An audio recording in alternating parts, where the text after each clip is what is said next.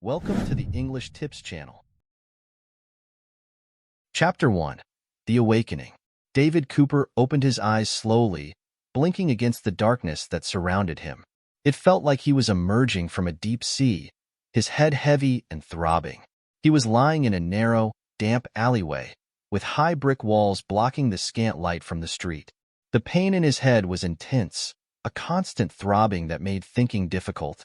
He tried to sit up, feeling the cold concrete through his clothes.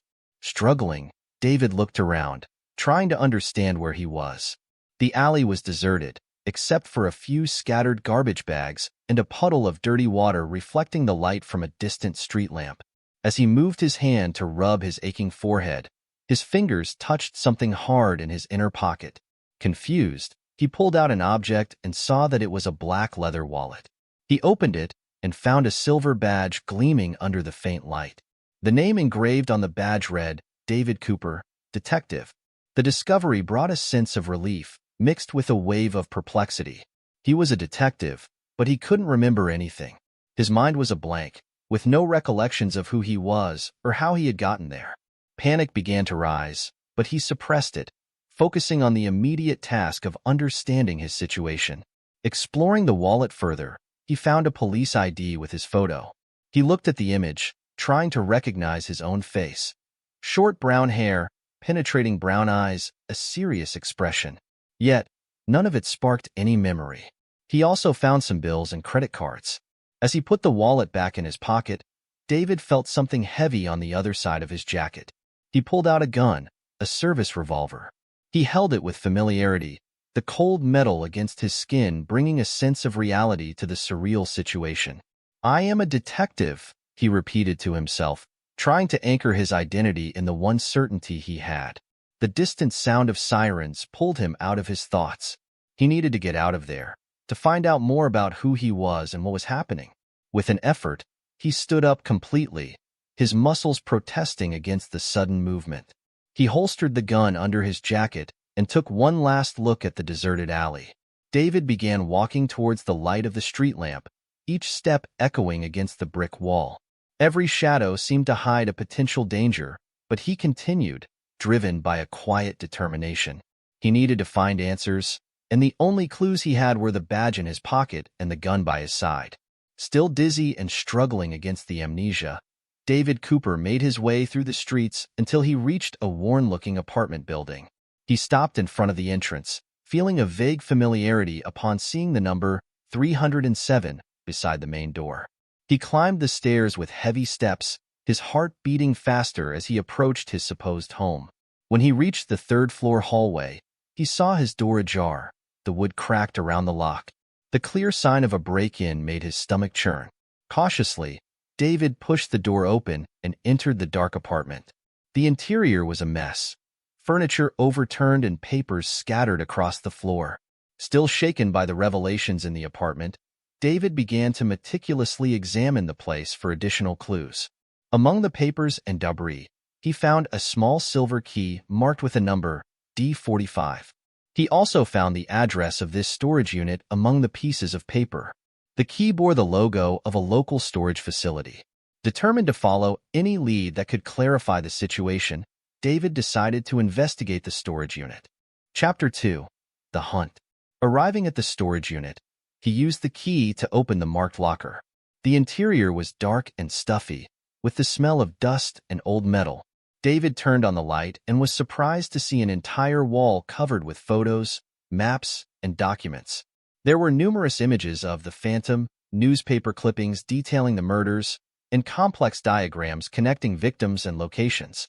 The clippings told the story of a meticulous killer who had been terrorizing the city for months, always one step ahead of the police. Among the notes, he found complex diagrams, lists of possible suspects, and locations where the crimes had occurred. Next to the notes was a photo of a masked man, presumably the Phantom. Below the photo, a single word was written, capture. David tried to force his memory, but nothing came to mind. He couldn't remember investigating this case, but the evidence suggested he was deeply involved. At the center of the wall was a map of the city with pins marking the crime scenes. Red lines connected the points, forming a pattern that suggested a meticulous and obsessive mind. David examined every detail, trying to extract some memory or insight that might help. On a nearby table, he found a cell phone. The device was locked, but by connecting it to a laptop, David managed to access some encrypted messages. The messages indicated that he was close to capturing the Phantom. There were references to secret meetings, confidential information, and a sense of urgency in the communications. The messages did not reveal the sender's identity, but suggested that David was about to uncover something crucial before losing his memory. Additionally, the cell phone had only one number saved under the name Oliver. David soon recognized it as belonging to one of his colleagues. He realized that the storage unit key and its contents were vital parts of his previous investigation. The feeling of being so close to the truth, yet so far away due to his amnesia, was frustrating. While investigating the storage unit, David was abruptly interrupted by the sound of heavy footsteps behind him. Before he could react, unknown men burst into the unit with guns drawn. "Get him!" one of them shouted. Advancing quickly, David instinctively rolled behind the table, using it as cover while drawing his own gun. He fired a few shots to keep the attackers at bay, creating enough of a distraction to run towards the exit. The men fired back, bullets ricocheting off the metal walls of the storage unit. Exiting the storage unit, David ran through the narrow corridors of the complex, hearing the footsteps of his pursuers close behind. He turned a corner and found an emergency exit, which he pushed open forcefully, escaping to the street. With no time to catch his breath, he hid in a nearby alley, staying in the shadows as the men ran past, not noticing him. Using his detective skills, David knew he needed to lose the pursuers more effectively. He saw a garbage truck in the distance and ran to it, climbing onto the back and hiding among the trash bags. The truck started moving, taking him away from the storage unit and the men chasing him. After a few minutes, David jumped off the truck and called Oliver, saying he needed help. When he arrived at his colleague's apartment, he knocked urgently on the door. Oliver opened it, his eyes widening at the sight of a sweaty and breathless David. "David? What's going on?" "You're wanted by the police," Oliver said, trying to stay calm. "The police? For what?" David replied, the desperation evident in his voice. Oliver then pointed to the television in the living room. David walked towards the television, and as he approached, he saw the local news was on. The anchor spoke in a grave tone. "In a shocking turn of events, Detective David Cooper is now the prime suspect in the murder of Emily Costa. The police are conducting an intensive search for the missing detective." David was paralyzed as he saw his own image on the screen. The photo showed his face, now associated with a crime he didn't remember committing. Panic threatened to overwhelm him, but he knew he had to stay calm to understand what was happening. Clearly, someone was trying to frame him, but who and why? Seeing the confusion on David's face, Oliver spoke. "You know this is crazy, right? The police are after you, and I don't want to get into trouble. I understand, but you're the only one I can trust right now. I just need a place to hide and some time to figure out what's going on." "Please," David pleaded. Oliver sighed, finally nodding. "All right, you can stay here for now, but we need to be careful. If anyone finds out you're here, we're both screwed." "Thank you, Oliver. I promise I'll get out of this as quickly as possible. I just need time to piece things together. We'll see what we can do. Let's start by cleaning you up, and then we can discuss the next step," Oliver said, guiding David inside the apartment. Chapter 3.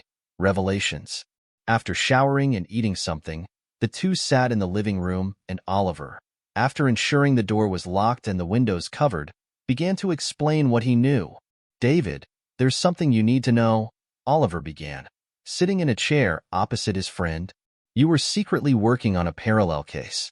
It wasn't just about the Phantom as a serial killer. You were trying to dismantle an entire criminal organization, and the Phantom was the leader." David frowned, trying to remember. "Why was I keeping this a secret, even from you?" Oliver sighed. "I think you knew there were infiltrators in the police force. You couldn't trust anyone. You told me because we needed someone on the outside to help connect the dots." As Oliver spoke, fragments of memory began to emerge in David's mind. Disconnected images of secret meetings, whispered conversations, and confidential documents flashed through his mind. He remembered being in a dark office, analyzing files and diagrams, mapping out the crime network. "I remember something," David said, pressing his temples as he tried to focus on the memories. "I was close to discovering something big, something that could bring down the entire organization." Oliver nodded. "Yes, you were. But before you could act, something went wrong. I think they found out you were getting too close and tried to eliminate you. And it seems like they succeeded, partially." David felt a wave of frustration mixed with determination. "If I was that close, it means there's still a chance to expose everything. We need to access those files, recover my notes. Is there anything I left with you, or somewhere safe?" Oliver thought for a moment, then replied, "You mentioned a hideout, a safe place where you kept copies of important documents. We need to find that place. It might be the key to recovering what you've lost." David agreed. "Now that you mention it, I do remember that hideout. I know the exact location. Let's do this. We can't let them go unpunished. We need to take down this organization and clear my name." As David and Oliver gathered more information at the hideout, an abandoned house where David kept his secret investigations, a growing sense of urgency filled the air. Documents, photos, and maps were spread out on an improvised table, and both men worked feverishly, trying to piece together the puzzle. Oliver said, "David, you know the police have been after you for months. They have advanced technology and are tracking your every move." David, quickly reviewing the documents, paused for a moment. "I know, Oliver. Even without my memories, I realize that every step could be monitored. But we need this information to dismantle the organization." Oliver glanced anxiously at the door. "It's possible they intercepted your communications. And with the organization still active, anything could have led the police here." Suddenly, the sound of approaching sirens and the flash of red and blue lights invaded the room through the dust-covered windows. Oliver looked outside, his expression turning grim. "David, the police. They found us." David felt a chill run down his spine. "Damn it. How did they find out?" He quickly started gathering the most important documents. "We don't have time. I need to get out of here. If they catch me now, everything will be lost." Oliver nodded, handing David a backpack filled with papers and a laptop. "Go. I'll try to stall them." David shook Oliver's hand, gratitude and urgency in his eyes. "Thank you, Oliver, for helping me up to this point." With that, David escaped through the back door, running down the narrow alley behind the house. The sirens were getting closer, and he knew he didn't have much time. As he ran, his mind was flooded with fragmented flashbacks, visions of a laboratory, unknown faces in medical attire, and strange machines. Each step he took seemed to bring more memories to the surface. He saw flashes of himself lying on an operating table, bright lights above him, voices discussing something about memory erasure. The shock of these memories made him stumble, but he quickly recovered, forcing himself to keep going. My amnesia? It was induced, David thought, gasping for breath. They did this to me on purpose. The dark streets blurred as he ran, evading his pursuers with quick, precise movements. David knew he needed to hide, but he also needed answers. The memories of the laboratory were a vital clue. He had to find out who was behind all this and why they wanted him out of the way. Finally, he found temporary shelter in an abandoned building, slipping through a broken window. As he breathed heavily, leaning against the cold wall, his mind continued to process the flashbacks. The pieces of the puzzle were starting to fit together, but he knew time was running out. David needed to find that laboratory. It was the key to recovering his memories and uncovering the whole truth. And, above all, to clearing his name and taking down the criminal organization that had turned him into a fugitive. Chapter 4. The Truth. As David rummaged through the backpack Oliver had given him, he found a set of coordinates scribbled on a yellowed piece of paper, along with a detailed map of the city marked with a specific point. Next to the map was a taxi receipt with an address near the outskirts of the city. Suddenly, a flash of memory hit him. Visions of white corridors, bright lights, and strange machines. He saw himself being taken to a remote location, a facility hidden behind a common facade. This place, David murmured, looking at the map. I've been here before. He remembered fragments of conversations he overheard while on the operating table, mentioning a safe lab. The combination of the coordinates, the taxi receipt, and his memories began to make sense. With renewed determination, David plotted his way to the address marked on the map. David finally found the laboratory from his flashbacks, hidden in an abandoned industrial building on the outskirts of the city. The place exuded a sense of disuse and decay, with stained concrete walls and rusted equipment scattered on the floor. He carefully searched the rooms until he found a locked door at the end of a dark corridor. Using a crowbar he had found along the way, he forced the door open and entered what seemed to be an operations center. In the center of the room, a gleaming metal table was covered with documents and medical equipment. David began sifting through the papers, finding files with his name and details about an experimental memory erasure treatment. Each page confirmed his darkest suspicions. He had been subjected to this procedure intentionally. As he examined the documents, his eyes landed on a computer that was still on. David accessed the system and found a folder of security videos. He clicked on the most recent file, and a grainy image appeared on the screen. The video showed the very room he was in, just a few months earlier. In the video, David saw himself lying on the operating table with doctors and technicians around him. They were discussing the procedure, mentioning how it would help him escape both the police and the criminal organization. But what really shocked David was the final revelation. One of the technicians spoke directly to the camera, as if leaving a message for the future. David Cooper, also known as the Phantom, is undergoing memory erasure to ensure his safety.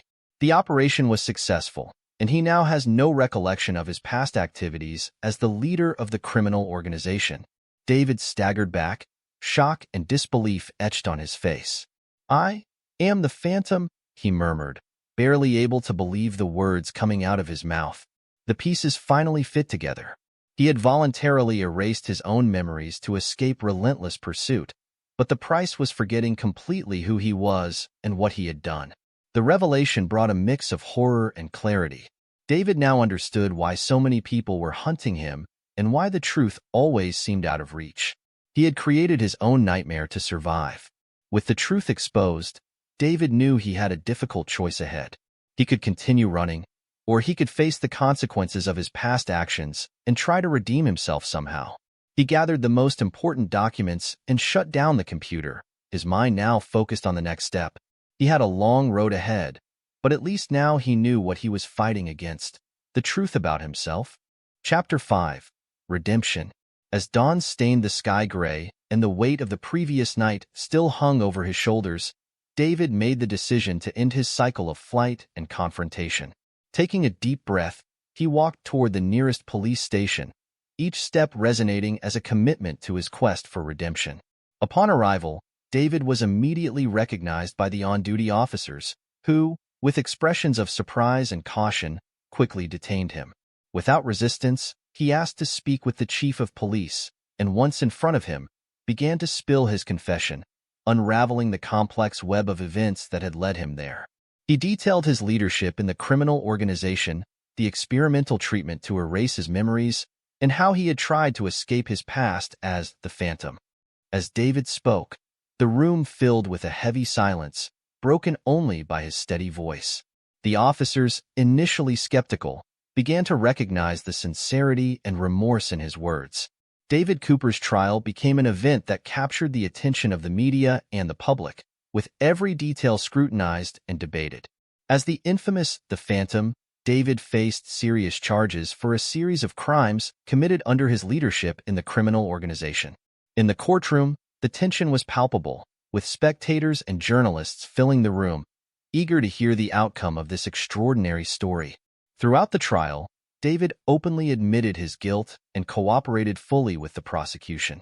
He provided crucial information that helped the police dismantle the remnants of the criminal organization, and his direct testimony led to the arrest of several other high-ranking criminals. Furthermore, experts called upon discussed the complexity of his condition of induced amnesia, which served to enlighten both the jury and the judge on the mitigating circumstances of his case. The prosecutor acknowledged the utility of David's cooperation, while the defense fervently argued about his transformation and efforts to repair the harm caused. After intense deliberations, the judge finally delivered the sentence. David was convicted for the crimes he committed while operating as the Phantom, but his sentence was significantly reduced due to his essential cooperation and genuine commitment to justice. David received a sentence that included time in a correctional institution with intensive rehabilitation programs. The judge emphasized that his willingness to face the consequences of his actions and contribute to society in positive ways were decisive factors in determining the sentence. This decision offered David a chance for redemption and the possibility of eventually rebuilding his life, reflecting a path towards rehabilitation and not just punishment.